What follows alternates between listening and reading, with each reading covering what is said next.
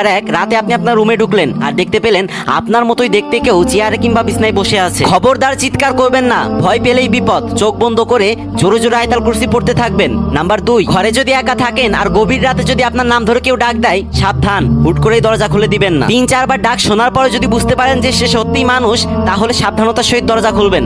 Number 3, রাতের বেলায় একাকী নির্জন রাস্তা দিয়ে যাওয়ার সময় যদি আপনি বুঝতে পারেন যে আপনার পিছনে পিছনে কেউ হাঁটতেছে অথবা আপনাকে ফলো করতেছে, খবরদার, তখন শুধু ঘাড় ঘুরিয়ে পিছনের দিকে তাকাবেন না, হয়তো পুরো বডি নিয়ে ঘুরে দাঁড়াবেন, না হলে পিছনে তাকাবেনই না। নাম্বার 4, রাতের বেলায় যদি কোনো গাছের দিকে তাকিয়ে দেখতে পান যে সেই গাছের উপর ভয়ঙ্কর কিছু কিংবা যে কোনো প্রাণী বসে আছে, দ্বিতীয়বার ভুলেও সেই গাছের দিকে তাকাবেন না এবং জোরে জোরে আয়াতুল কুরসি পড়তে পড়তে নিরাপদ কোনো স্থানে চলে যাবেন। আজকাল ডিজিটাল যুগের মানুষ এসব জানেই না, তাই তো রাতের বেলায় অনেক মানুষ বিভিন্নভাবে বিপদগ্রস্ত হয়। তাই নিজেও সতর্ক থাকুন এবং ভিডিওটা শেয়ার করে অন্যকেও সতর্ক করুন। আর যারা আমার সাথে কথা বলতে চান অথবা প্রমোট চান কিংবা সাপোর্ট চান, তারা আমার ইনস্টাগ্রাম আইডিতে মেসেজ করবেন। ইনস্টাগ্রাম